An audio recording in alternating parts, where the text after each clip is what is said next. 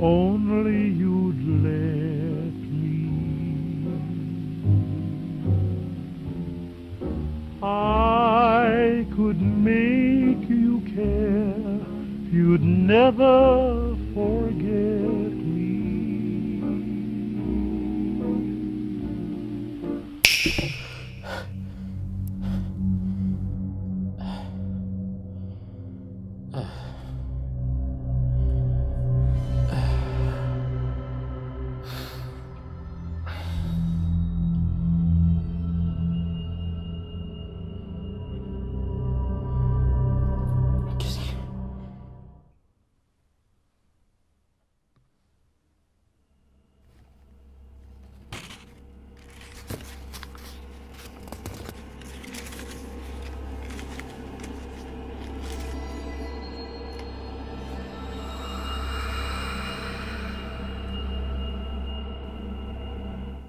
Ok, pourquoi pas.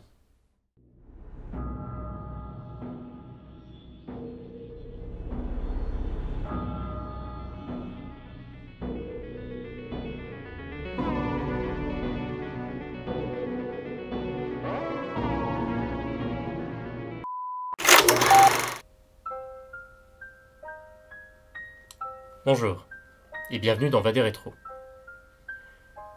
Vous savez, ce qui participe parfois à mes plus belles expériences cinématographiques, c'est de découvrir un film à 100%, presque par accident. Mes surprises filmiques les plus mémorables ont toujours été des films qui me tombaient sous la main, et dont je ne savais absolument rien. C'est rare aujourd'hui d'échapper à des images, des extraits et des bandes annonces, mais à une époque avant la DSL et la montée de YouTube, on ne savait presque rien des films qu'on allait découvrir. À part les locations vidéo et les séances ciné, beaucoup d'entre nous récupéraient des films sur DivX, sur lesquels il y avait tout simplement le titre, écrit grossièrement au marqueur. Ou pour remonter encore plus loin, quand les films étaient des rediffusions télé que nos parents enregistraient sur des VHS vierges qui s'accumulaient dans une étagère. Et croyez-le ou non, c'est comme ça que j'ai découvert certaines de mes plus grandes perles cinématographiques, à savoir Snatch, Fight Club, Shaun of the Dead, La soupe aux choux, mais aussi une de mes plus belles découvertes, Dark City.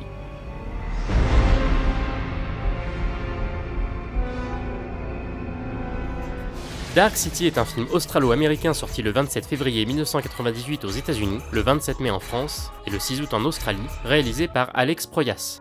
Né à Alexandrie en Égypte et de parents d'origine grecque, Alex Proyas est un réalisateur, producteur et scénariste d'origine australienne.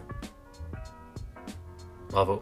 Qui a démarré sa carrière en faisant surtout des publicités et des clips musicaux, dont la vidéo All This Time de Sting.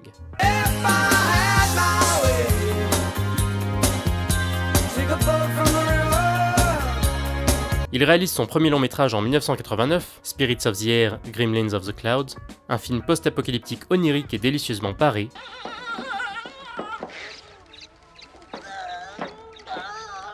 c'est The Crow qui marquera plus publiquement le début de carrière de Proyas, adaptation du comic book du même nom de James O'Barr. Un excellent film fantastico-gothique qui défraie la chronique à la fois par son style visuel unique et son ambiance. The Crow c'est sombre, c'est tragique, ça renvoie le pâté, et même si certains lui trouveront un aspect relativement kitsch, c'est pour moi ce qui participe aussi au plaisir d'un film qui s'assume complètement. Celui-là, regardez-le, c'est une véritable... Proyas réalisera ensuite Garage Days, feel-good movie rock'n'roll très sympathique, avant de se faire remarquer par Knowing, un film catastrophe prophétique Nicolas Cage. Oui, Nicolas Cage n'est pas seulement un acteur, c'est aussi un genre cinématographique à lui tout seul. Je suis complètement sérieux. Knowing, c'est le film de science-fiction qui contient pas mal de bonnes idées. Enfin, si on accepte les Norvégiens de l'espace avec des phares coincés dans la tronche.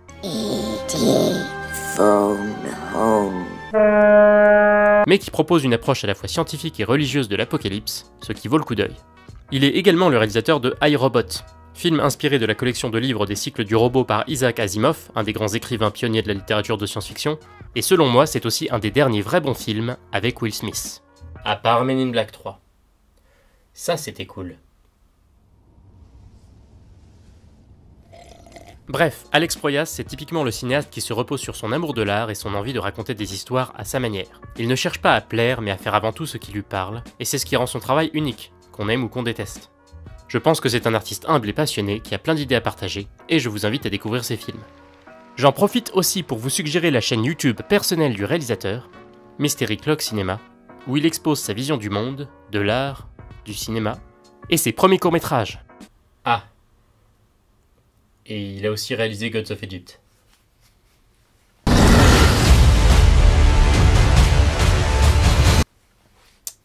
Celui-là, je vais pas vous le recommander. C'est l'exception.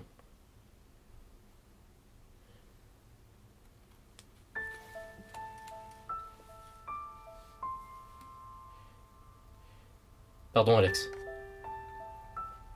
Je suis sûr que tu comprendras. C'était vraiment de la merde.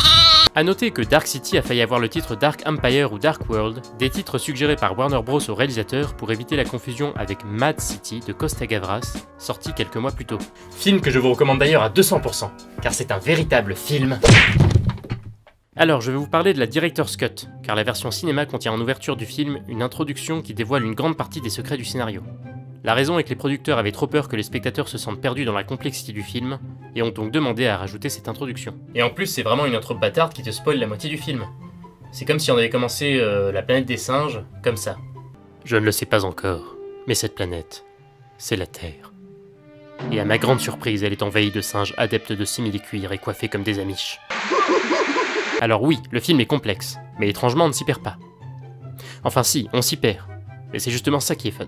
Ce sont les nombreuses interrogations et énigmes lancées aux spectateurs qui nous accrochent à notre siège, nous demandant constamment où nous sommes, ce qu'il se passe, et pourquoi ce qu'il se passe-t-il donc en passant?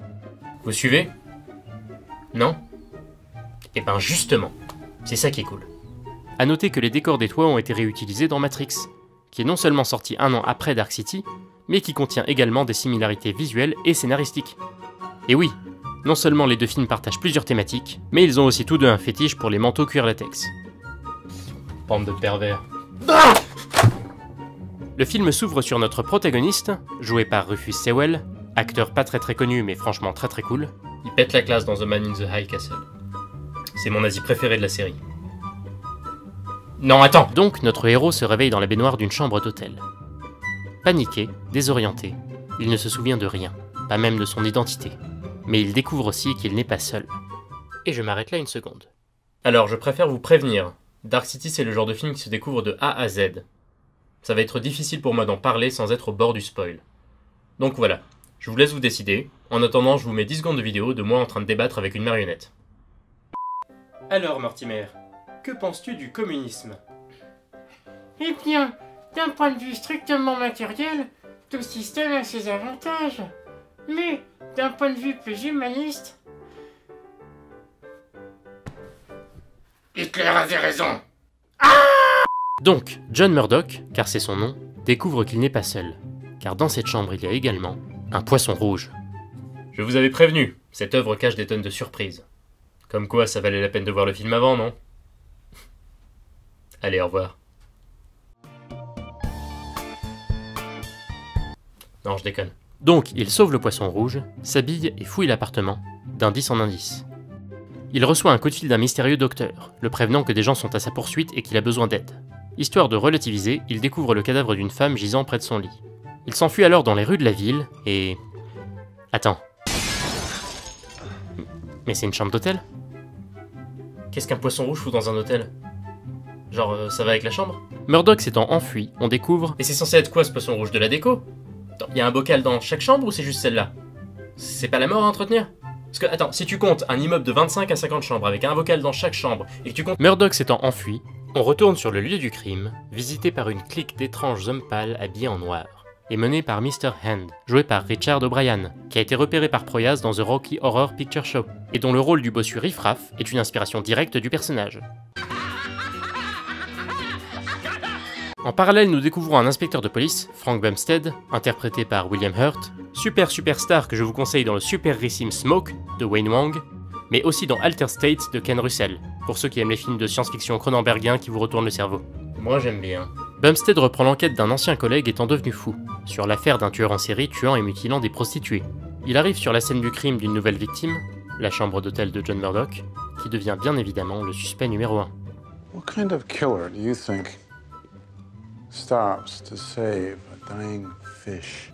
Non, la vraie question c'est quel genre de gérant mettrait un poisson rouge dans une de ses chambres? Bumstead va à la rencontre. Attends, regarde, c'est pas un hôtel 4 étoiles luxueux, c'est un truc avec un mec qui est obligé de se taper les 50 chambres par jour au balai. Il va pas se faire chier à nourrir un poisson rouge. Faut pas déconner. Et il y a les gens qui payent des impôts. Bumstead va à la rencontre d'Emma, la femme de John Murdoch, interprétée par Jennifer Connelly, star également très connue par ses films comme Labyrinthe, film fantastique avec David Bowie en spandex qui joue avec des boules. Un immanquable. Mais que je vous conseille aussi dans Phenomena, ou Creepers, mon film préféré d'un des grands maîtres d'horreur de type slasher italien, Dario Argento. Emma est en parallèle contactée par le mystérieux docteur, Daniel Schreiber, qui la prévient que son mari est atteint d'amnésie et qu'il est le seul à pouvoir soigner. Daniel Schreiber, en référence à Daniel Paul Schreiber, un juriste allemand du 19e siècle, diagnostiqué névropathe, paranoïaque, schizophrénique, suicidaire et hypocondriaque. Ouais, juriste à l'époque, c'était pas la voie de la santé. Et oui, il s'agit bien là de Kiefer Sutherland, que beaucoup reconnaîtront comme Jack Bauer de 24 heures chrono, mais qui pour moi restera à jamais le leader de gang David, de l'excellentissime film d'horreur rock'n'roll The Lost Boys, ou Génération perdue en français, que je vous somme d'aller voir si vous aimez le rock, les vampires, les coupes-mulets et le saxophone.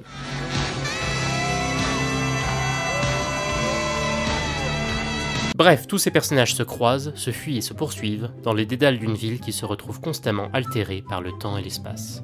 Dark City est bourré d'inspiration et de références artistiques classiques. Visuellement, on profite de décors et d'ambiances qui se perdent entre le réalisme américain, qui font penser un peu au tableau d'Edward Hopper par exemple, et à la fois d'un surréalisme plus inspiré de l'expressionnisme allemand, notamment de la ville qui fait une référence directe aux architectures du Metropolis de Fritz Lang. Les énigmes scénaristiques, quant à elles, sont un mélange entre les enquêtes style film noir des années 40-50, auxquelles s'ajoute une part fantastique conspirationniste très kafkaesque. La ville sans nom, enfin la Dark City, est un des exemples les plus flagrants du concept de décor comme personnage apparent du film. Plus qu'un personnage, elle s'apparente surtout à un gigantesque cerveau, qui se déforme et se transforme, et avec en son cortex le QG des étrangers, là où tout s'opère. Ces constantes transformations architecturales font de la ville un véritable dédale sans point de repère. La spirale d'ailleurs, qui apparaît un peu partout dans le film, représente la structure de la ville et du cheminement des personnages. Un labyrinthe qui n'a qu'un seul chemin possible, un chemin où tout le monde s'enfonce inévitablement au centre de leur prison. Mais la spirale est aussi une représentation du temps. Ah.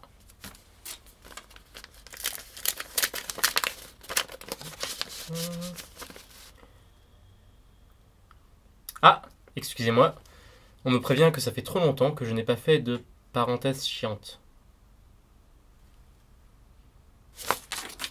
Il existe deux façons de représenter le temps. On a la vision linéaire qui nous est la plus familière, représentée par une ligne qui va du passé vers le futur. Cette perception tirée de la culture occidentale représente le temps comme irréversible, car il passe d'un point A à un point B, sans possibilité de retour arrière. D'où les fantasmes de machines à voyager dans le temps, pour en briser les règles. Mais on a aussi la vision circulaire du temps, tirée de la culture orientale. Elle représente le temps par vagues cycliques, donc de répétition et de retour constant des choses, ce qui correspond au rythme de la nature et de l'humain. Comme par exemple les filles, qui, comme vous le savez, une fois par mois... Quand le temps est cyclique, le temps peut être altéré, et avec lui l'espace. Et John Murdoch, ayant le temps circulaire inscrit en lui, devient imperméable aux actions des étrangers. Il devient l'anomalie, parce qu'il voit au-delà des apparences, et en évoluant, il échappe à la prison dans laquelle il est enfermé, celle de sa propre conscience. Il est l'élu. Ah non, pardon, je me suis gouré de film. Ah mais c'est ça! Le poisson rouge! Non mais j'y reviens juste une seconde. Au début du film, John brise le petit bocal du poisson et le déplace dans une baignoire beaucoup plus grande. Il écarte les limites de sa conscience. Et le policier plus naïf et moins éveillé récupère plus tard le poisson en le mettant dans un petit verre d'eau, montrant son étroitesse d'esprit. Donc le poisson rouge dans l'eau représente l'humain dans les limites de sa conscience. Non mais me regardez pas comme ça! Pourquoi est-ce qu'ils auraient foutu un putain de poisson rouge dans une chambre d'hôtel? Ça tient pas debout! Ah! Non mais en plus, vous voulez une autre preuve de ce parallèle? Dans le film, les méchants, les étrangers, on apprend qu'ils ont deux points faibles mortels. L'eau et la conscience humaine.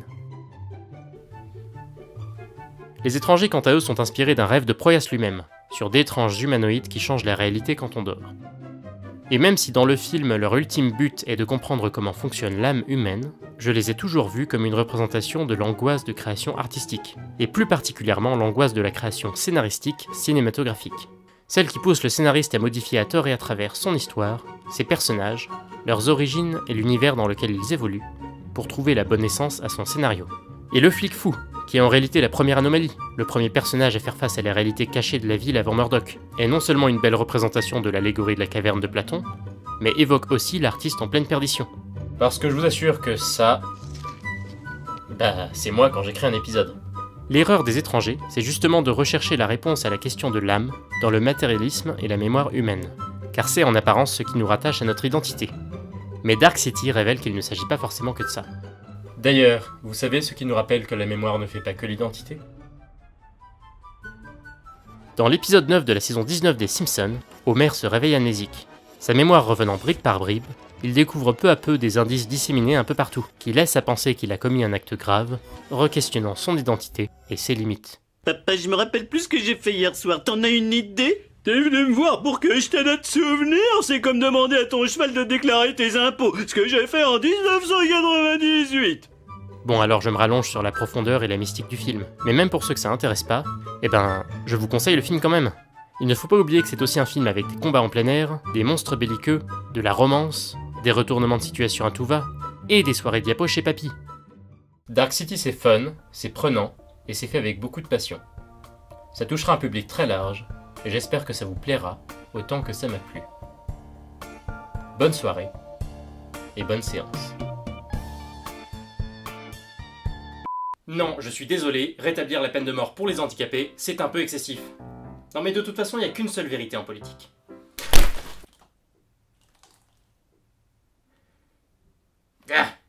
T'es genre la non excuse. Ta gueule.